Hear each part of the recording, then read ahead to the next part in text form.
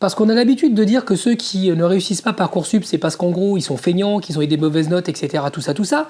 Mais en réalité, on sait bien que c'est pas le cas et qu'on a plein de gamins de nos familles ou de nos voisins qui se retrouvent avec des 18 de moyenne et qui en fait n'ont pas l'affectation qu'ils ont choisie. C'est-à-dire que l'algorithme en fait a choisi à leur place et qui sont affectés parfois, voire souvent, à des catégories de places, de filières qu'ils n'ont pas choisies.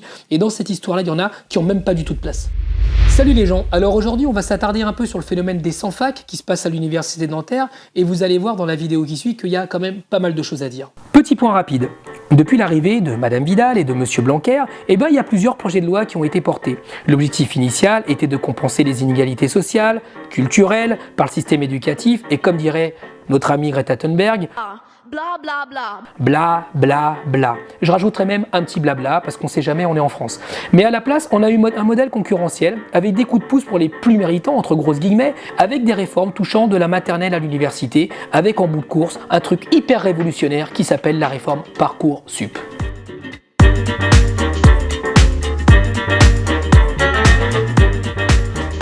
Si tout le monde s'est accordé à dire que Parcoursup devait être une vraie révolution numérique pour le traitement de l'arrivée dans l'université, c'est-à-dire arrêter une sélection à travers le bac simplement, mais aller sur une sélection sur les notes, dans la réalité, ça se passe pas aussi bien qu'on le prétend. Avant, quand vous vouliez aller à l'université ou dans un post-bac, en gros, vous avez votre bac, c'est un diplôme universitaire, le premier diplôme universitaire, et vous aviez le choix, c'était l'ex-section culturelle française, de choisir la filière de votre choix. En gros, si vous faisiez des sciences, vous pouviez aller en lettres et inversement, et c'était pas très grave parce qu'on avait le droit de se tromper d'orientation, et c'est bien normal, parce que quand on va à la fac, on découvre un autre monde, on découvre d'autres profs, d'autres matières, d'autres filières, et c'est quand même bien le lieu dans lequel on doit éveiller à la curiosité.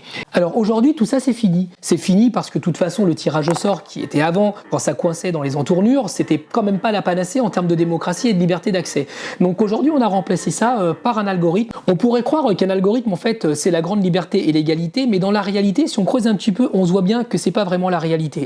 Rien que cette année, c'est près de 290 000 jeunes qui ont soit abandonné la plateforme Parcoursup en cours de route, soit ont eu des vœux, mais ils ne l'ont pas accepté parce que ça correspondait, mais alors absolument pas à ce qu'ils voulaient faire dans le supérieur. Ou alors, pire, ils n'ont même pas eu de réponse du tout. On va sortir, on va nous proposer un BTS agriculture, et puis on va se dire, oh très bien, je voulais faire une licence de droit, mais bon, finalement, l'entretien était trop fructueux, allez, j'abandonne, je vais aller au CIO, et puis je vais me lancer dans l'agriculture. C'est pas comme ça que ça marche. Ce que beaucoup de lycéens nous expliquent, et a fortiori, que l'affectation qu'ils ont reçue ne ressemble en rien, ou si peu, en fait, à l'orientation qu'ils avaient choisie et les vœux qu'ils avaient prononcés. Qu'en gros, l'algorithme, finalement, remplit l'offre avec une demande, et finalement, l'offre ne s'accorde pas vraiment avec la demande. Et ceux qui perdent dans tout ça, c'est toujours les étudiants, c'est toujours les lycéens. Et parmi ceux qui ont eu l'affectation, tenez-vous bien, un sondage commandé par le ministère de l'Éducation nationale himself qui identifie que près de 30% des jeunes ne sont pas satisfaits de la réforme Parcoursup, c'est-à-dire de l'affectation qui leur a été donnée pour le supérieur. Bref, avec Parcoursup, on voit bien que les couacs, ils se comptent par milliers, les lycéens, même avec une moyenne excellente, peuvent être recalés, et entre les bugs informatiques d'un côté,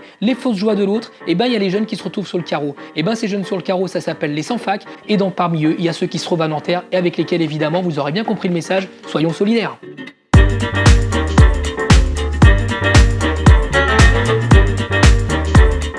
Alors les sans-fac, c'est quoi? Les sans-fac, c'est simplement des bacheliers qui ont obtenu leur bac, comme plein de gens avant eux et plein de gens après eux, qui donc ont obtenu le droit d'aller à l'université et qui se retrouvent sans affectation.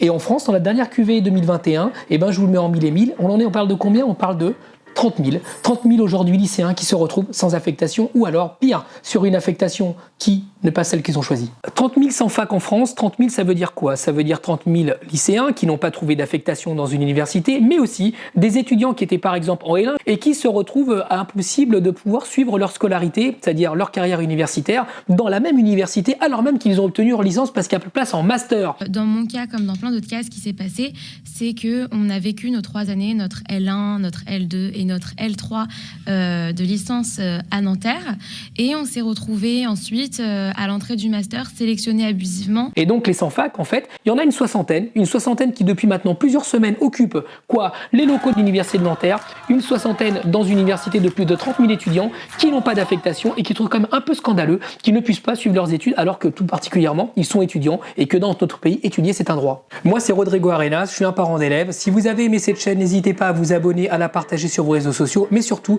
n'oubliez pas de mettre des commentaires si vous avez des sujets que vous pensez qui peuvent être intéressants à partager, si on cherchera pour vous des experts ou des personnes patentées pour pouvoir apporter des réponses. C'est simplement la chaîne de tout le monde pour essayer de mettre en œuvre collectivement la défense de l'école dont notre pays a largement besoin pour sortir de l'ornière dans laquelle on est.